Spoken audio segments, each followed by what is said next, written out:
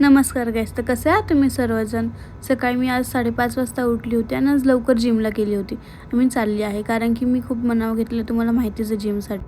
छान असं वर्कआउट केलं आणि मग मी जिममध्ये आली होती.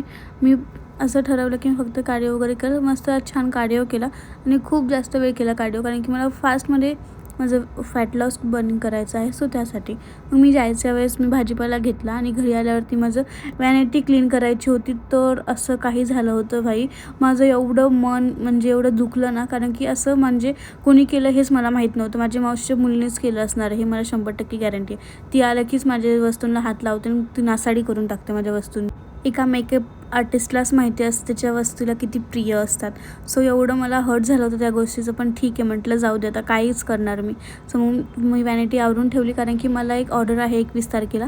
सो तिकडे जायचं होतं तर त्यामुळे. आणि मी नंतरून गेली होती काळेवाडी फाट्याच्या इथे, कारण की मला येस मॅडमच्या इथे ॲप्लिकेशन द्यायचं होतं. मी तिकडे जॉबच्या रिगार्डिंग ॲडमिशन घेतलेलं आहे.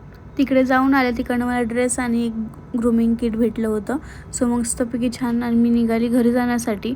आणि माझ्या फ्रेंडचा फोन आला मला की ती बोलली माझ्या मुलाच्या बड्डेला ये. तर मग मी आणि निकिता मस्तपैकी छान असं आवरून त्याच्यासाठी गिफ्ट घेऊन आम्ही पोचलो होतो तिच्या घरी. तर सारखं विचारत होतं ह्याच्यामध्ये काय आहे, ह्याच्यामध्ये काय आहे. पण निकिताच्या कानात सांगितलं हळूच, पण त्याला समजलं का नाही माहीत नाही. आणि आम्ही तिच्या घरी आलो होतो. खूप दिवसांनी आम्ही मैत्रिणी भेटतो आहे आणि भेटल्यावरती असं वाटतं की जावंच नाही परत घरी, असं मस्तपैकी टाईम स्पेंड करत बसावं असं वाटतं. पण तो आम्हाला म्हणतो थँक्यू. आम्ही म्हटलं वेलकम. म्हणजे तो नाही बोलला, आम्ही त्याच्याकडनं बोलून घेतला ॲक्च्युली. सो मग आम्हाला बोर होत होतं. मग आम्ही आतमध्ये आलो मस्तपैकी आणि बड्डे स्टार्ट व्हायला वेळ होता. मग बड्डे चालू झाला आणि आम्ही खूप छान असं त्याला विशेष दिल्या छान मस्तपैकी. आणि तो खूप नाटकीबाज आहे. तो खूप नाटकी करतो. मीन्स खूप छान आणि गोड असं पिल्लू आहे. तो आमच्या सगळ्यांचा लाडका आहे. खूप मस्तीखोर पण आहे. पण ठीक आहे, तर लहान मुलं म्हटल्यावरती त्याची आणि माझी खूप छान अशी मस्ती चालली होती. मी तिला म्हटलं मी जाऊ का तुझं गिफ्ट घेऊन, तर नको असं बोलत होता. आणि तो पडता वाचला ॲक्च्युली रिॲक्शनाला. बट मी माझा हात पकडलेला होता म्हणून तो पडला नाही ॲक्च्युली. मग त्यांनी कपडे वगैरे चेंज केलं. मग आमच्यासोबत बसला होता तो जेवण्यासाठी.